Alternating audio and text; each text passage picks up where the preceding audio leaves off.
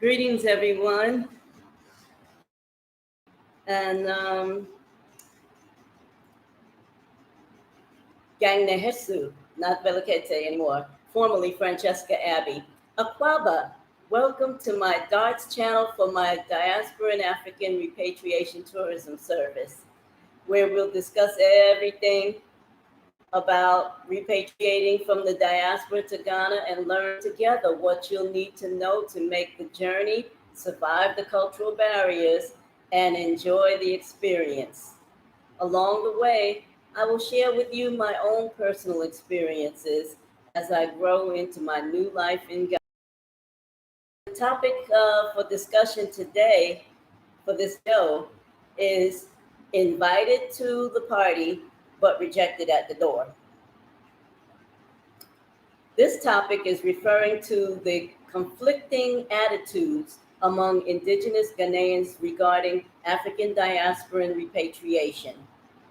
I welcome your presence, input, questions, and concerns in the live chat and in the comment section regarding this topic, especially if you are a repatriate or planning to repatriate in the very near future. Now, the same person that sends you the invitation to the party is not always the same person that answers the door. I personally have never had that experience before now.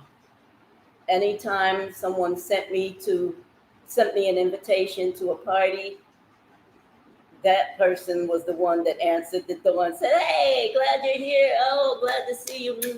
Kisses, hugs, and everything. Here, have a drink, have some food, have a seat. Here, this is so and so, this is so and so. Let me introduce you to everyone. Excuse me, just some water. And but this party is a little bit different, you know. I'm invited here, referring to Ghana. I'm invited here as an African diasporan to return home to the motherland by some Ghanaians. And now that I'm here, knocking at the door, I'm made to feel unwelcome by other Ghanaians. It's not necessarily the same people who invited me who answers the door.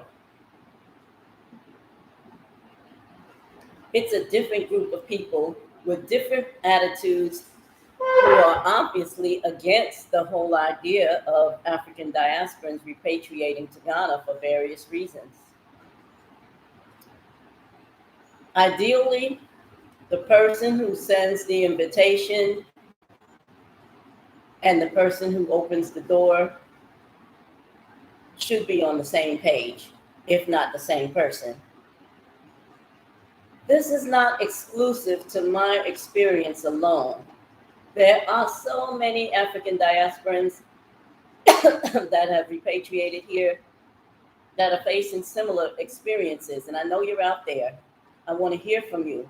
We welcome your we welcome you to come and have input in whatever experiences you're going through right now. You feel welcomed by one group of indigenous Ghanaians, yet when you arrive here, you face rejection, sometimes even insults.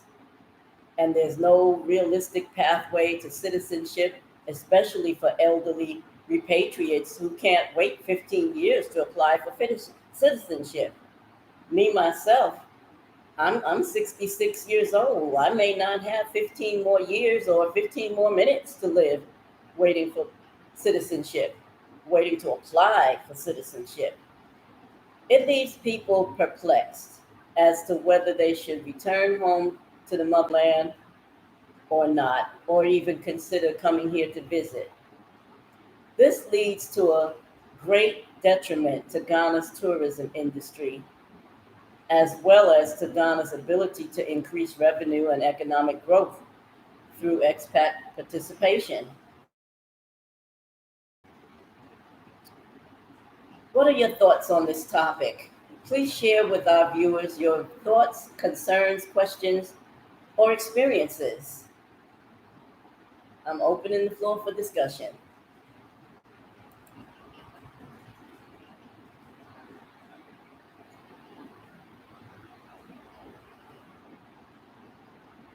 Well, since nobody's shown up yet, I will talk to myself and, just basically say that when I first made the decision in 2019 to come here, and I arrived in 2020, October of 2020.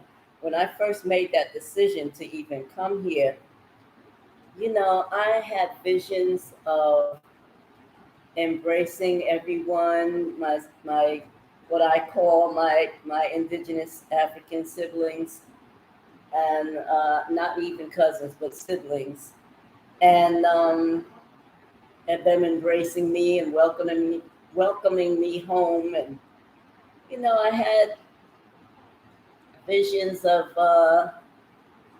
living amongst the indigenous local people, learning so much from them, exchanging our cultural values and upbringings, and respecting each other's cultural values and upbringings. And I guess I wasn't romanticizing what it would be like, but I kind of was hoping for a better outcome than what I'm receiving right now. And it's not terrible. I mean, every Ghanaian isn't against me. There's some people that do smile at me occasionally, and when I say good morning to them, I always have to say good morning or good afternoon, good evening to them first. They rarely ever say anything to me first, because I guess, I don't know, I'm not in their heads. I'm not even going to try to act like I understand why, but I, I hope that there's, in addition to a pathway to citizenship, I hope that there will soon be a pathway to familyhood here between indigenous Africans and African diasporans. I want to bridge this gap, however this gap is sown. I want to bridge this gap between us. I want us to love on each other and not be afraid to embrace each other wholeheartedly. You know, I came here willing to learn everything that I can possibly learn, about what indigenous Ghanaian people have experienced. What was your lifestyle like growing up? I can tell you what my lifestyle was like growing up. And, there are going to be differences, and there are going to be some similarities in our lifestyles and our cultural upbringings. And I'm hoping that we will focus on those similarities mostly. And where we have differences, share our differences and help each other learn and grow into family instead of foreigners. So that's what I'm hoping for. I would love to hear your feedback. Even if no one shows up to this live discussion, you can still come and leave comments in the comment section at the bottom of this live stream. And, while we're here, don't forget to like, share, and hit the notification bell if you want to see more of my content. And as well, let me know in the comment section if you want to see more live discussions as opposed to me just uploading a pre-recorded video. I'm kind of nervous doing live discussions. This is only my second live discussion since I've been on YouTube. And because I'm just, I don't always know what to talk about, but I do plan my talking points initially, just to get me started. And so if you see my eyes darting around, it's because I was probably reading from a script or something. But, you know, it's funny, when I'm on the phone, I'm not reading from a script, I'm just talking regular. So I want to try to get used to doing these lives and talking with people, um, answering your questions in the chat, to the best of my ability, because I am no authority. This is my first and only time repatriating anywhere. So, I mean, other than moving from state to state in the U.S., but I don't know if that's not a repatriation if you weren't from the state, the receiving state in the first place. But I mean, I've relocated, several times before. I was born and raised in Harlem, New York. I moved to the Bronx. I moved back to Harlem. I moved to Brooklyn and then back to Harlem again. And then I moved to San Antonio, Texas, and when I was in the military. And then I moved from there back to the Bronx. And then from the Bronx, I lived there for some time and raised my kids there, and for like 17 years, and then I lived there some more, and then I relocated to Indianapolis, Indiana, and then relocated to Worcester, Massachusetts, and I've just been all over. But this is my first time relocating out of the country, out of the U.S., and not my first time visiting out of the country. Of course, I visited Ghana in 1988 as a priest in training with the Akans, and that was only for 3 weeks though. So nothing that I've done, whether relocating from state to state in the U.S. or taking trips, cruises, resorts, visits, nothing compares to repatriation. Because when you go on vacations, cruises, or visit resorts or whatever, or even visiting Ghana, it's only for a week or 2 weeks or 3 weeks or something for me, usually. This is permanent. This is a permanent move, and it's different. When you're when you're visiting somewhere as a tourist, you get treated, differently. You see things differently from the way you would see things or be treated, when you're planning on living here. So that's well, I don't want to say it's a shock, but it's a horse of a different color. Let's just call it that and leave it there. Yes. So yeah, I mean, I've never faced any kind of rejection when I relocated from state to state in the U.S. I didn't face this kind of rejection when I visited Ghana in 1988. So, not that it was a shock, but I just definitely was not expecting this. I was really expecting to be welcomed by more people.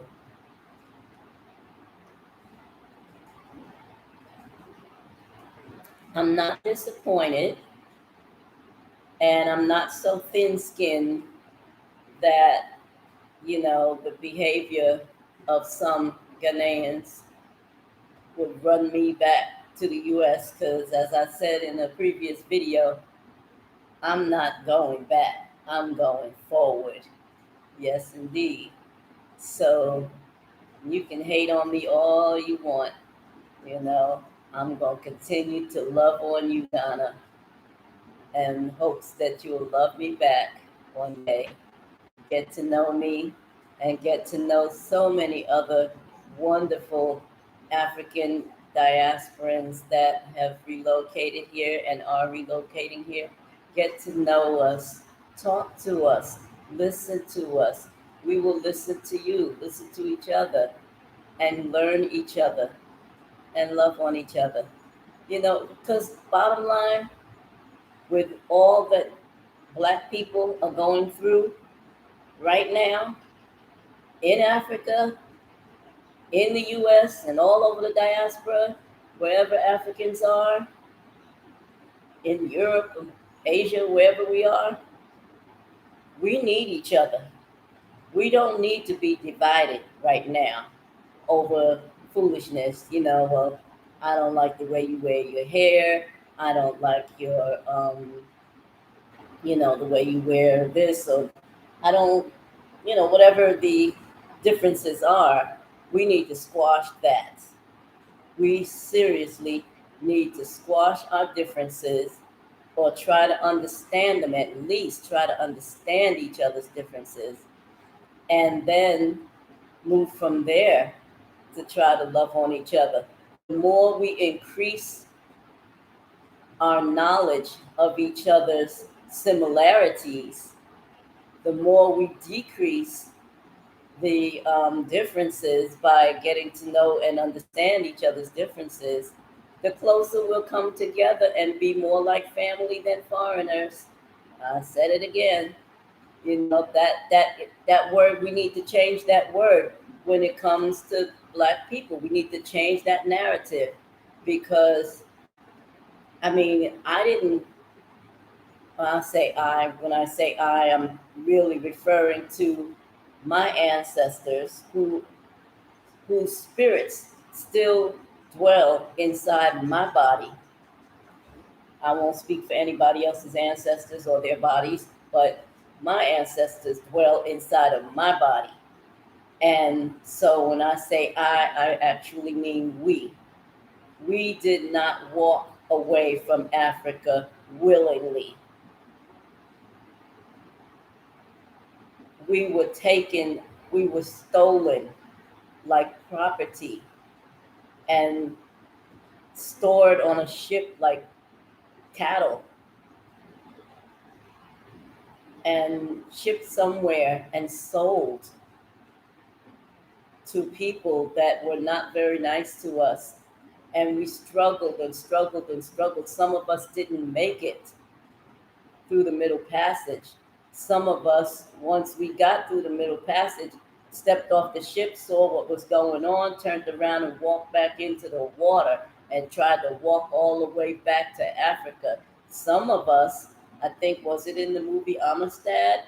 They had a revolt on the ship and took over the ship and sailed it back to Africa. Ooh, badass, yes indeed. But some of us weren't as lucky. Some of us had to stay where we were docked and were sold and had to learn a new way of surviving so that the ones who are here now could come through by birth. I wouldn't be here.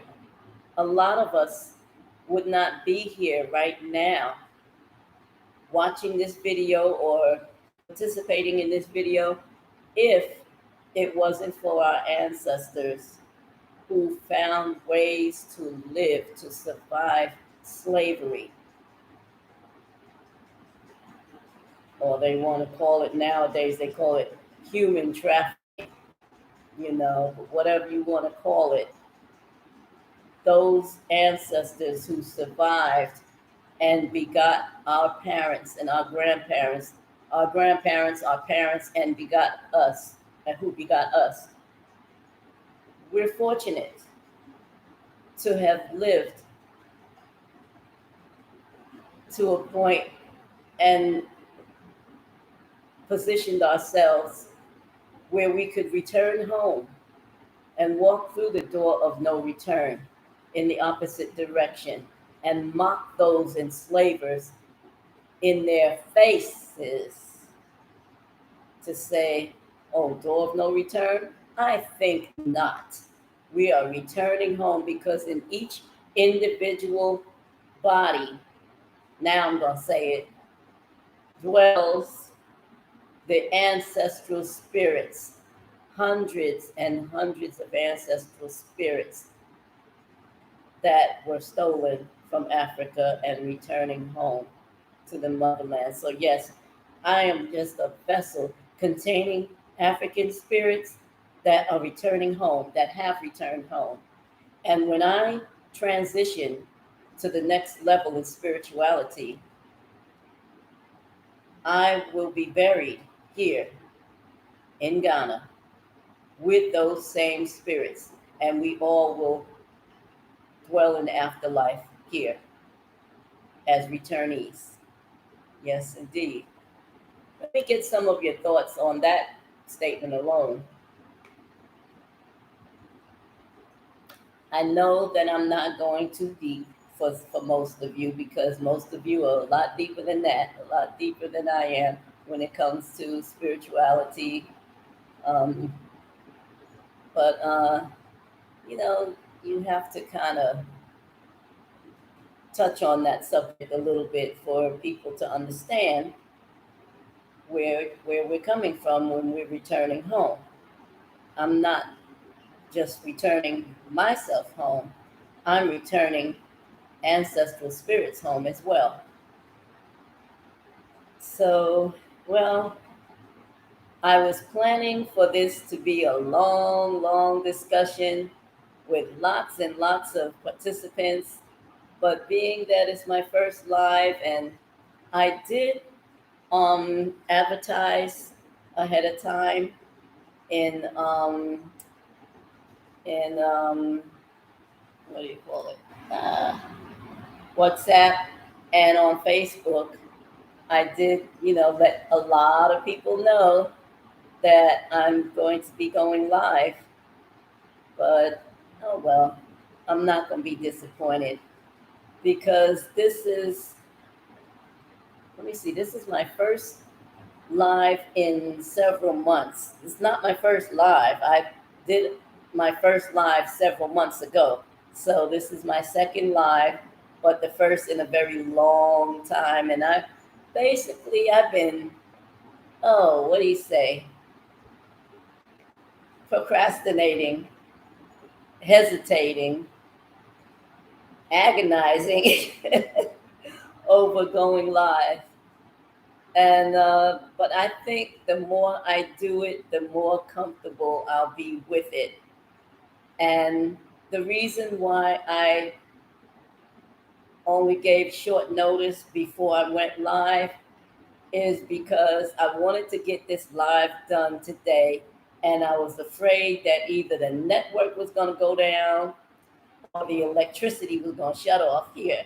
And I just really wanted to get my first live out without any problems at all. And I hope that, before I end this stream, that it doesn't happen now that I put it out in the universe. Yes, indeed. So, yeah, I really wanted to sit and talk with people. I don't get a lot of conversation with a lot of people. I don't get that many phone calls from family and friends and acquaintances here. Just once in a blue moon. I hardly have any visitors at all. Well, hardly, yeah. I'll leave it there. Hardly have any visitors. Maybe once every couple of months, once every 4 months or so. Excuse me, I'll have a visitor. Um, but not very many. Uh, Other than, Quasi. He'll visit every day, every couple of days, however, but no one else, and it gets kind of lonesome, especially, when you're not able to make friends. I would just love to make some really good, solid friend relationships with Ghanaians and with diasporans here in Ghana. I would love that. I would love to be able to attend various meetups, close, close by, not too far away, because you know, uh, I don't like to travel too far away from home. Um, if I don't have to, because traffic alone, like let's say going to and from Accra, from where I live in Kokobite, whew, child, it is too stressful. Stressful.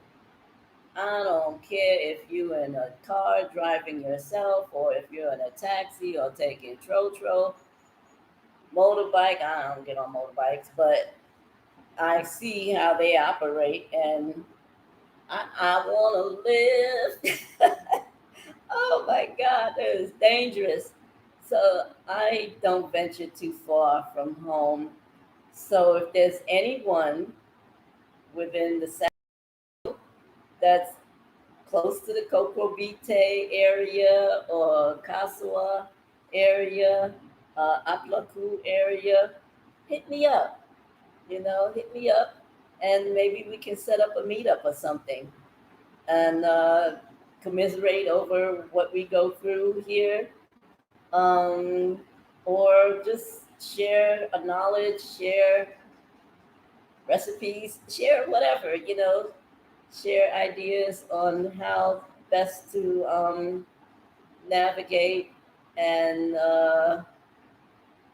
get around the whatever cultural barriers we may face, here in Ghana. Yeah, so with all of that said, I don't know how long the stream has been going. Um, I'm looking around. Oh, there it is. It's been almost 30 minutes. So let's let it go to 30 minutes. I thank you so much for watching my this live stream. Those of you who didn't get the early warning that I sent out to Facebook and to WhatsApp, you may be watching it later on after it's already premiered or whatever, after I end the stream and it's premiered. It's okay. It's quite all right.